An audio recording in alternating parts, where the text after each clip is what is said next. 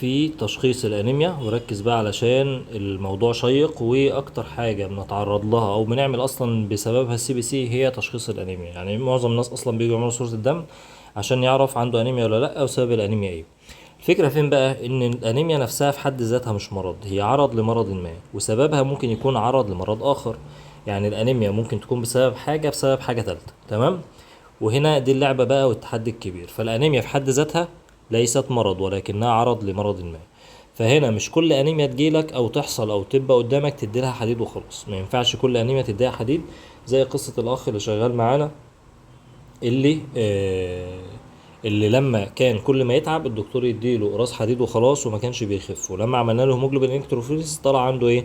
انيميا البحر الابيض المتوسط. فمش كل انيميا هي ناقصه حديد، ولكن لازم تعمل ايه التحليل اللي انت شاكك فيه عشان تتاكد فعلا هي انيميا حديد ولا لا، او بسبب اخر، وهكذا، وتديله العلاج الايه المظبوط. يبقى ده القاعده اللي احنا لازم نمشي عليها.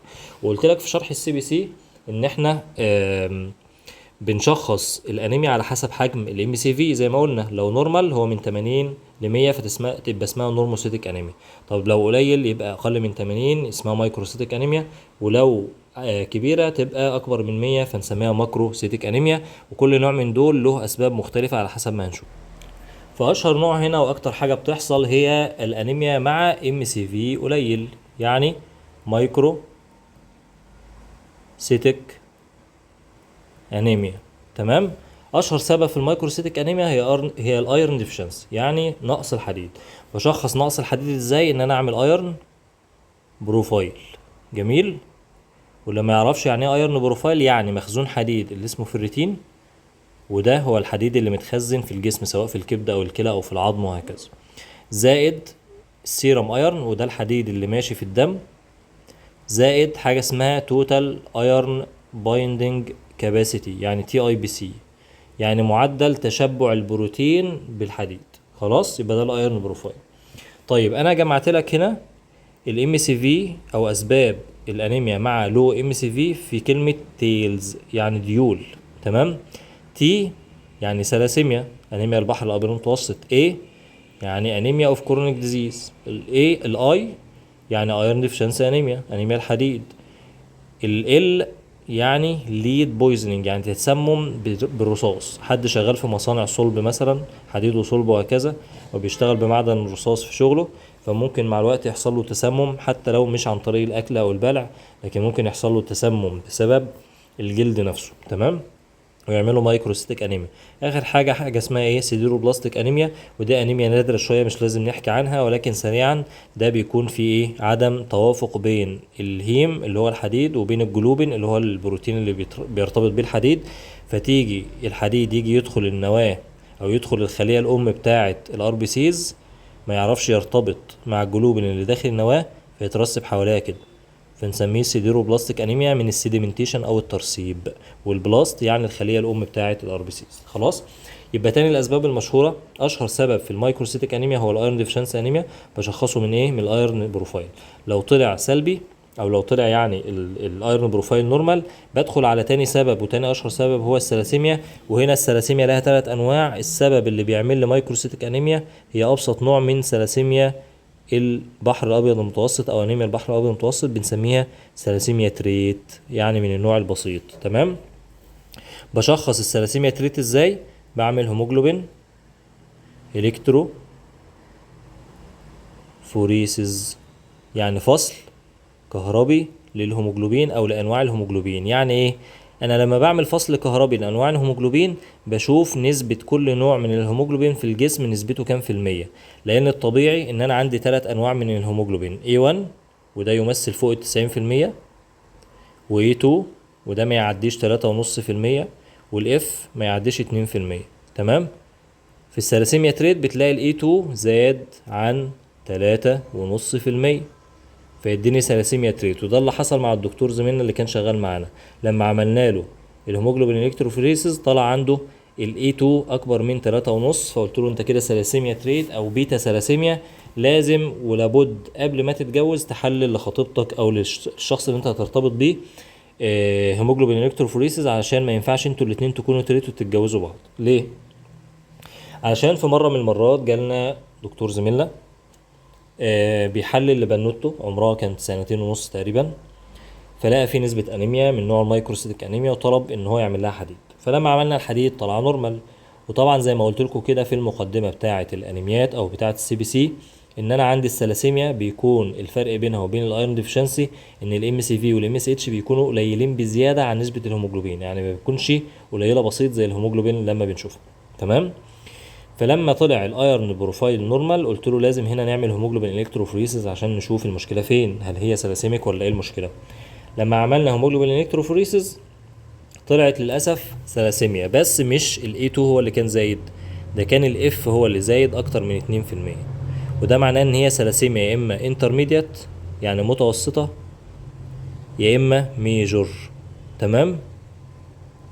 مشكلة الميجور والانترميديات ان هما بيحتاجوا ينقلوا دم، ما بيكون لهمش علاج تاني، لازم ينقل دم كل شهر او كل اسبوعين، وفي حالات بتنقل كل اسبوع، ودي الكارثة بقى. طبعا نقل الدم المتكرر بيعمل لي كذا مصيبة، اولا نقل العدوى، ثانيا التحسس، بيحصل له حساسية من الدم كله لدرجة ان احنا احيانا مش بنلاقي اي فصيلة تتوافق معاه، ثالثا بتعمل تضخم في العظام عشان البون مارو بيكون نشط جدا من كتر ما الدم بيتكسر، بيبقى هو شغال بكل طاقته عشان ينتج اكبر عدد من الخلايا.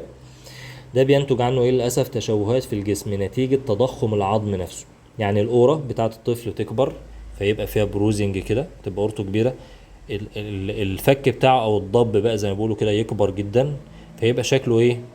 يعني مشوه شوية. وطبعا بيحصل تضخم في الطحال مع الوقت، وبطن العيل بتكبر ويحصل له ألم في الناحية الشمال، وبنضطر في مرحلة من المراحل ان احنا ال ال نستأصل الطحال علشان ايه؟ ما يضغطش على الأعضاء اللي حواليه. المصيبة هنا فين بقى؟ انا قلت لزميلنا اللي هو دكتور تحاليل اللي معانا ده لازم قبل ما تتجوز، وهو كان لسه اعزب، لازم تحلل لزوجتك المستقبليه قبل ما ترتبط بيها، لو طلعت تريت اوعى ترتبط بيها عشان ما تظلمش ولادك ويجوا انترميديت وميجور. فانا بقول للدكتور بقى زميلنا اللي طلع بنته ديت انترميديت، هو حضرتك ووالدتها قرايب؟ فقال له احنا اولاد عم. طب حللتوا الكتروفوريزيس قبل كده؟ قالوا لا للاسف، ودول اطباء، ما بالك بقى بالناس العاديه، اكيد هيكسروا.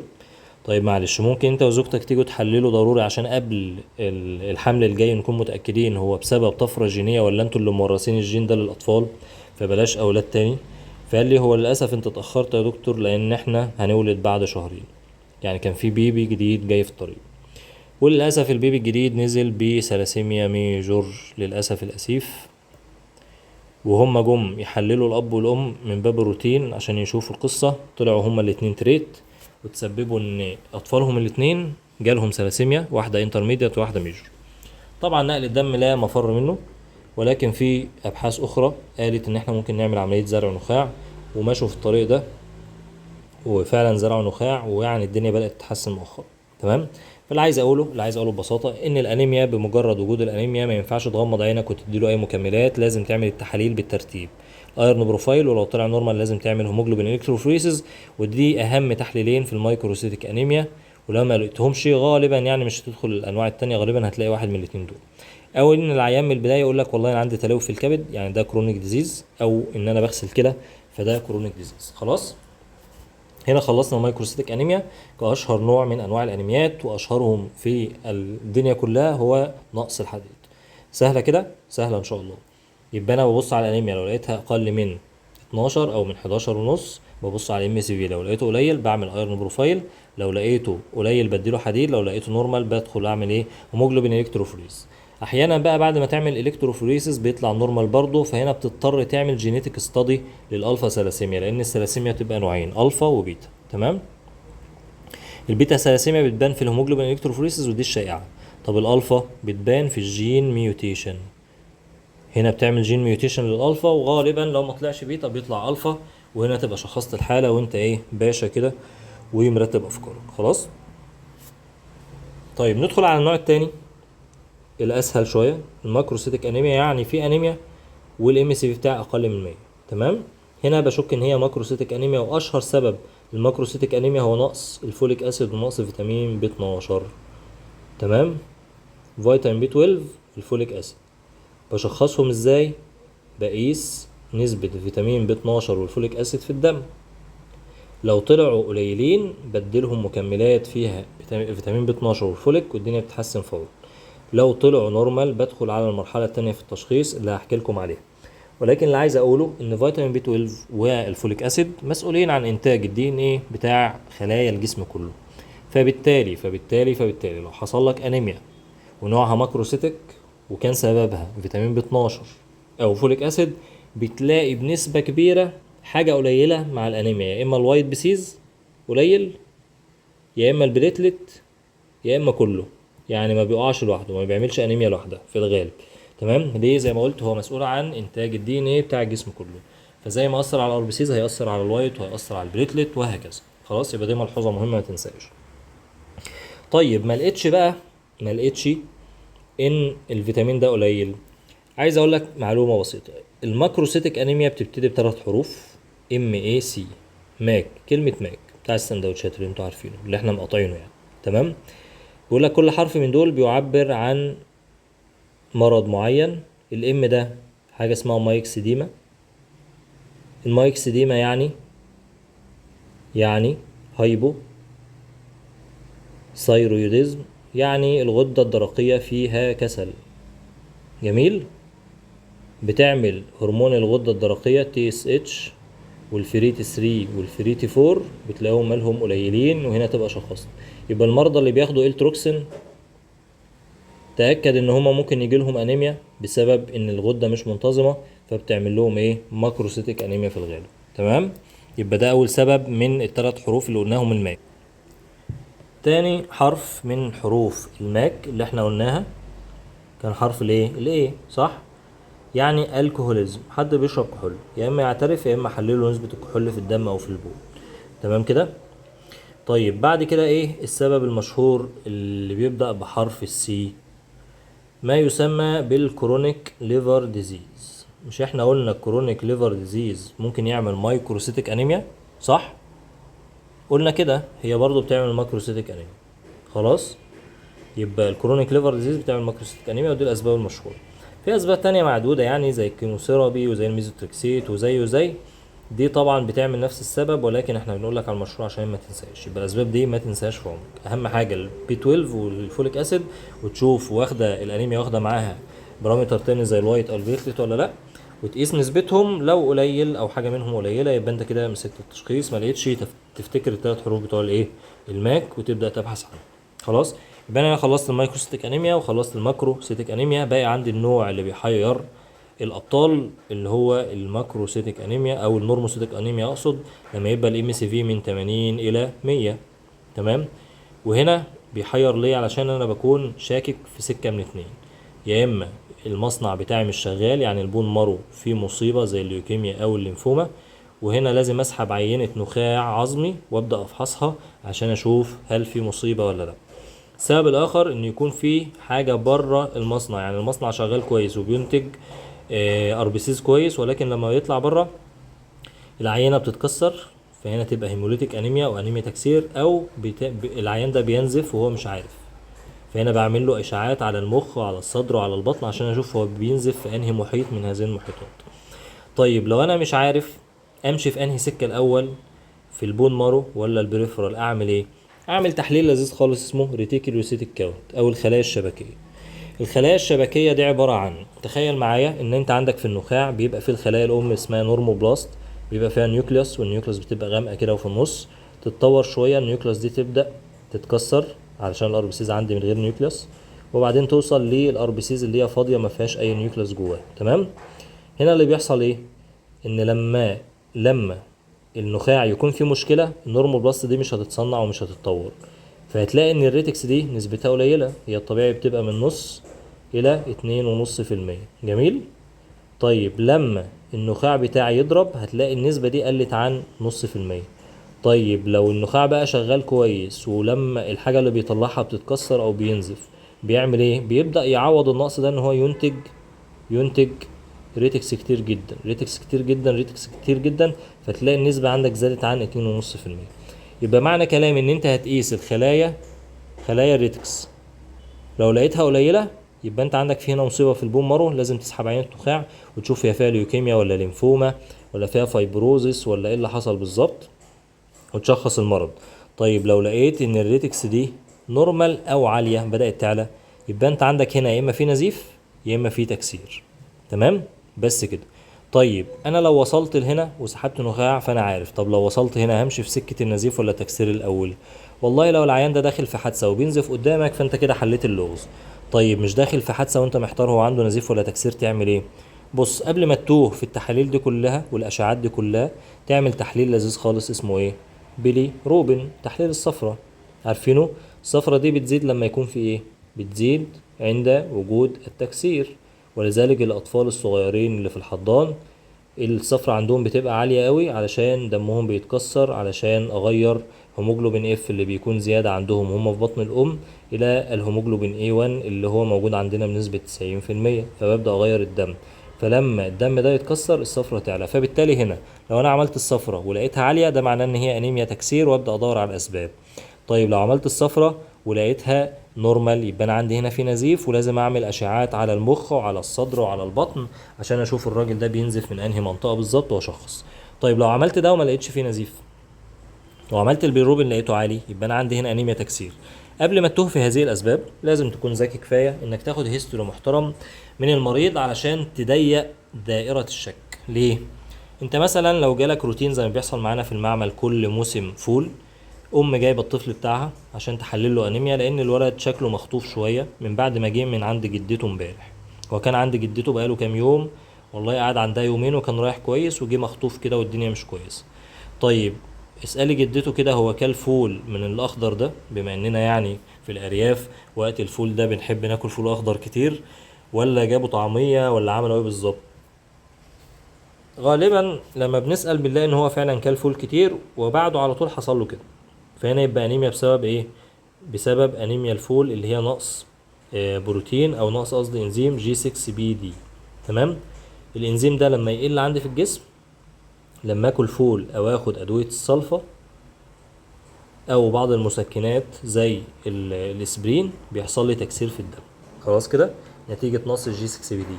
يبقى هنا بشخص انيميا الفول ازاي؟ بالهيستوري، وان انا اقيس انزيم الجي 6 بي دي فلاقيه قليل. انا لسه قايل ان هو بيبقى نسبته قليله.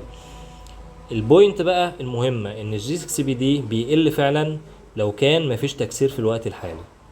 يعني العيان ده لو لسه مكسر دم ما ينفعش تقيس نسبة الانزيم ده. ليه؟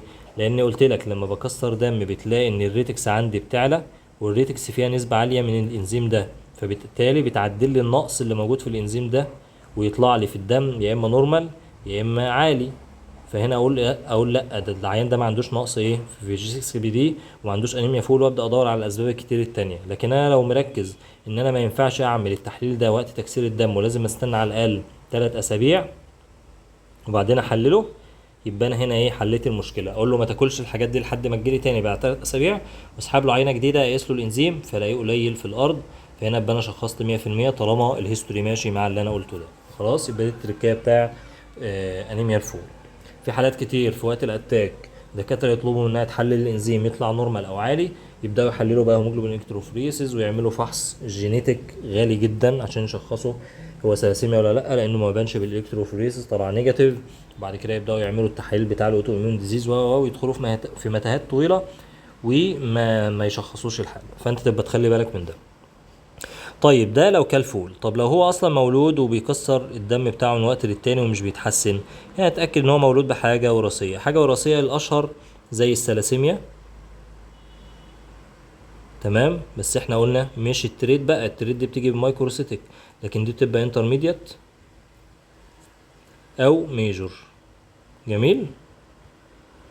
بشخصها ازاي؟ بالهيموجلوبين الكترو فوريسز. لو طلع نورمال بعمل جينيتك ستادي للالفا ثلاسيميا، صح؟ عشان الالكتروفوريسز بيشخص البيتا ثلاسيميا، لكن الجينيتك ما بيبانش في الايه، في الالكتروفوريسز قوي. بيبان ايه الالفا ثلاسيميا قصدي، ما بتبانش في الالكتروفوريسز ولكن بتبان في الجينيتك. كمان عندك في سبب تاني اسمه سيكل سيل انيميا او انيميا الخلايا المنجليه. ده معناه ان الالبسيس بتتحول لشكل منجل، ده نعرفه عندنا في الارياف بنقطع بيه الزرع. خلاص، المنجل ده يعتبر شكل غريب للاربسيس. الاربسيس بتكون بيضاويه، فلما الشكل ده يعدي على الطحال يحس ان هو فورم بودي فيكسره فيحصل له انيميا. وطبعا الخلايا المنجليه دي بتزيد في العدد وقت حدوث نقص في الاكسجين. نقص الاكسجين ده بيحصل امتى؟ مع ممارسه الرياضه او اللعب او الجري في الشارع. يبدا العيان او الطفل ده ينهج، صدره يوجعه، يبدا يحصل له شحوب، ويدخل في زياده من ضربات القلب لان بيحصل عنده انيميا وتكسير عنيف في الدم، ويتنقل للمستشفى. تمام. بشخصه ازاي؟ برضو بالالكتروفوريسز، بيطلع لي هيموجلوبين اسمه هيموجلوبين اس، وده ما كانش موجود في الطبيعي. لما اعمل انواع الهيموجلوبين الاقي A1 و A2 و F، والاقي في نوع غريب ظهر معايا اسمه هيموجلوبين اس. تمام. او ان افرد بلاد فيلم واشوف بعيني شكل الخلايا، فلاقي الخلايا المنجليه كتير في الفيلم، فهنا اشخص ان هو سيكل سيل انيميا. يبقى دول اشهر سببين وراثيين. جميل جميل. في حاجه اسمها سفيروسيتك انيميا. السفيروسايت معناه ان ايه؟ ان انا عندي الخليه الحمراء بتبقى مسطحه كده وبايكونكيف، يعني زي ما تقول كده بالونه وانت ضاغط عليها من فوق، فبتبقى مقعره من ناحيه ومقعره من ناحيه، يعني بتبقى بالشكل ده بالظبط.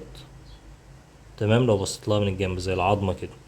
السفيروسايت دي بتلاقي ان الخليه منفوخه كده، فبتبقى برضو شكلها غريب بالنسبه للطحال او الاسبلين، فياكلها ويكسرها، ودي حاجه وراثيه. تمام. بتشخص بايه؟ برضو بالبلاد فيلم، او في تستات خاصه بيها بالسفيروسيتك انيميا. تمام. طيب في تاني اسباب تانية. في سبب مشهور بقى هي الاوتو اميون ديزيز، اجسام مضاده طلعت تكسر الار بي سيز. جات لنا بنوته 22 سنه بتشتكي من الاتي: وجع في البطن، في منطقه المعده، خدت ادويه معده كتير ما اتحسنتش، وهذلان، ضعف عام يعني، وفي دوخه متكرره، وفي انوركسيا او سددان للنفس، نفسها مسدودة عن الأكل مش بتاكل، وفي تساقط شعر وضعف عام وهالات سودا لما الدكتور طلب منها صورة دم كاملة طلعت الأنيميا كام؟ 9 و9 و1 حاجة زي كده. طلب لها ايرون بروفايل طلع طبيعي. وبعد كده قرر ان هو يعمل لها بون مارو عشان شاكك ان فيها مصيبة اكبر من كده. لما قعدنا ناخد منها هيستوري من ضمن الحاجات: طب انت في اي الام في العظام او المفاصل، خصوصا المفاصل الصغيرة بتاعت صوابع الايد؟ قالت اه فعلا عندي الم شديد فيهم. طيب تساقط في الشعر؟ تساقط الشعر عنيف. طيب هل ظهر في وقت من الأوقات في منطقة الأنف في احمرار في المنطقة الوسطى مع جزء من الخدين، اللي هو الشكل اللي بنقوله عندنا في الطب يعني بينا وبين بعض بيتر فلاي، شكل الفراشة؟ فأختها كانت صيدلانية ولاحظت الكلام ده، قالت لي فعلا يا دكتور بيظهر عندها القصة دي. طب عندها حساسية في الشمس، عينها ما بتقدرش تفتحها خالص في الشمس بشكل اوفر، يعني مش الطبيعي بتاعنا. قالت لي ده ما بتستحملش الشمس دقيقة واحدة، دي بنسميها فوتو سنسيتيفيتي. العرضين دولت مع الام العظم ده سبب قوي يقول لنا ان احنا لازم نشك في حاجه اسمها سيستميك لوباس اريثروماتوزس، او الذئبه الحمراء، اللي بتيجي معظم الحالات بتيجي للفيميل. عملنا تحاليل مناعيه قبل ما نسحب البون مارو طلعت ايجابيه، الاي ان ايه والدي ان ايه. هنا شكينا بنسبه بقى اكبر ان هي سيستميك لوباس، حولناها لحد مناعه طلب منها تحاليل زياده تاكيديه للسيستميك لوباس وطلعت ايجابي. وطبعا عايز اقول لك ان السيستميك لوباس اسمها سيستميك لانها بتاخد اكتر من عضو في الجسم بتاثر عليه، تروح للنخاع تعمل له انيميا وتقلل له الصفائح زي ما حصل عندنا في الحاله دي. تروح للشعر تعمل تساقط، تروح للجلد تعمل التهابات، تروح للعين تعمل فوتوسنسيتيفيتي والتهابات في العين، تروح للرحم تعمل اجهاض، تروح للكبد تعمل تليف، تروح للكلى تضرب لي الكلى وتعمل لي زلال في البول كعلامة مبكرة للذئبة الحمراء أسرع من وظائف الكلى نفسها. تمام. شخصناها ومشيناش ورا طلب الدكتور ببساطة لما رغينا معاها زيادة وعارفين ان الانيميا دي ممكن تحصل بسبب الاميون ديزيز. في تحليل مشهور اسمه كومز تيست، ده بنعمله في المعمل عادي خالص، ولكن مش دقيق ومش بيطلع ايجابي مع كل حالات الاوتوميون. تمام. في كمان هنا سبب مشهور زي البروستاتيك فالف، لو حد عنده عمل قلب مفتوح وغير صمام. الصمامات زمان كانت بتبقى ميتال، تمام، معدنية. لما تبقى معدنية بتبقى حامية قوي، فلما تيجي تقفل وتفتح تخبط الدم كده هو طالع ورايح تقوم مكسره فتعمل لي هيموليتيك انيميا. ده سبب سخيف شوية ولكن بيحصل. تمام. يبقى هنا نظرة عامة على الانيميات تاني. الانيميا اقل من 12 اشوف الام سي في هو نورمال تبقى اسمها نورموسيتك، ولا عالي يبقى ماكروسيتك، ولا قليل تبقى مايكروسيتك. واشهر سبب هو المايكروسيتك اللي هو اشهر حاجه فيه الايرون ديفشنسي، بعمل له ايرون بروفايل. لو طلع قليل بعالج الانيميا بسبب نقص الحديد، لو ما طلعش قليل يبقى لازم اعمل هيموجلوبين الكتروفوريسيس، عشان اشهر سبب تاني بعد الايرون ديفشنسي هو الثلاسيميا. تمام. طيب لو كان ماكروسيتك بعمل فيتامين بي 12 والفوليك اسيد، لو طلع قليل بديله علاج، لو ما طلعش قليل بفتكر 3 حروف ام واي وسي. الام يعني مايكسيديما يعني هايبوثايرويدزم، بعمل الثيرويد بروفايل او تحاليل الغده الدرقيه، لو طلعت قليله يبقى في كسل في الغده الدرقيه. طب الايه؟ لو الراجل ده اعترف ان هو بيشرب كحوليات تمام، ما اعترفش بحلله في الدم وفي البول. السي الراجل ده اعترف انه عنده تليف في الكبد فانا عرفت، ما اعترفش بعمل له وظائف كبد ويعمل اشعه يلاقي فيه تليف، وتبقى اسمها كرونيك ليفر ديزيز. يبقى دي اسباب الماكروسيتيك انيميا. طب النورموسيتيك انيميا صعوبتها في اني مش عارف هي بسبب النخاع ولا بسبب خارج النخاع. بعمل الاول الريتكس او الخلايا الشبكيه، لو قليل يبقى النخاع هو اللي ضارب، لكن لو نورمال او عاليه يبقى معناه السبب خارج النخاع، اللي هو بيبقى حاجه من اتنين، يا اما بليدنج نزيف يا اما تكسير. بمشي في انهي سكه الاول؟ بعمل بيليروبين، لو انا مش شايف الدم بعيني بعمل بيليروبين. لو البيليروبين عالي يبقى تكسير، لو نورمال يبقى نزيف، ولو نزيف بعمل اشعاعات، ولو تكسير بعمل ايه؟ باخد هيستوري كويس اشوفه كالفول ولا لا، اشوفه من ساعه ما اتولد عنده تكسير ولا لا، فاشك في السيكل سيل انيميا او الثلاسيميا، او لو هي فيميل بشك في الاوتو اميون ديزيز زي ما شرحنا، ولو هو مغير صمام بقول له ان السبب بتاعك هو الصمام. في هنا سبب ما قلناهوش لانه مشهور شويه في الافارقه، لو حد عنده ملاريا بيعملوا طبعا نزيف او تكسير في الدم من وقت للتاني وقت الاتاك. تمام. يا رب تكون الانيميا واضحه وسهله. الاسباب دي كتير، ولكن في اسباب اكتر من كده انا ما رضيتش اقولها زي ما انت شايف في التشارت الرهيب ده عشان ما نسيحش دماغنا، لان التشارت اللي فات ده هو الاغلب وده اللي احنا بنشوفه، وانا ركزت لك على انواع الموست كومن واللي غالبا هتلاقي فيها 99.9% من الحالات اللي هتقابلك في المعمل. لازم تركز على السبب، لان من ضمن الاسباب نقص الحديد ما بيكونش بسبب ان انا ما باخدش حديد من بره كفايه، ولكن ممكن يكون سبب اخر زي قرحه المعده او ان البريود عند الفيميل مش منتظمه وهكذا. فلازم العيان ده مع الوقت لو ما تحسنش بيعمل منظار عشان يشوف في قرح في المعده ولا لا، او ان الفيميل ترجع لدكتور النساء عشان ينظم لها البريود، لان قلت لك الانيميا مش مرض ولكنها عرض لسبب اخر، والسبب الاخر عرض لمصيبه اخرى سواء قرح المعده او التهابات القولون التقرحيه، او ان الفيميل اصلا هرموناتها مش مظبوطه وبتعمل ايه؟ بيريود كتير وهكذا. يا رب يكون الانيميا واضحه عشان ندخل بقى على الجزء اللي بعده وهو الصفائح الدمويه، ونختم في الاخر بالوايت بيسيز علشان نتكلم عن اللوكيميات والليمفومات والحاجات الشيقه اللي انتوا بتحبوها. استعن بالله وركز معايا وحضر كوبايه جديده عشان تركز معايا سواء قهوه او نسكافيه او الشاي، ويلا بينا نكمل.